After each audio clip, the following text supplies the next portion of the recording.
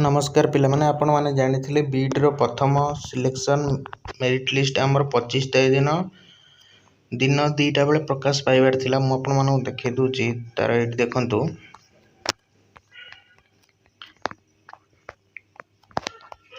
देखंतु गोटे नोटिस आस्तिला। देखंतु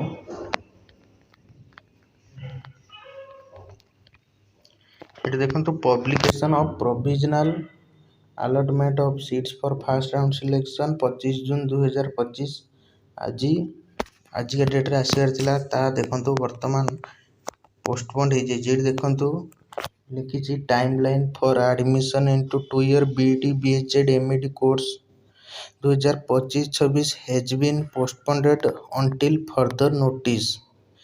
The revised timeline will be published shortly. ता माने वर्तमान पई सेटा पोस्टपोन्ड हे गला, पुणी केबे आसीबो सेटा बहुत जल्दी प्रकाश पाइबो।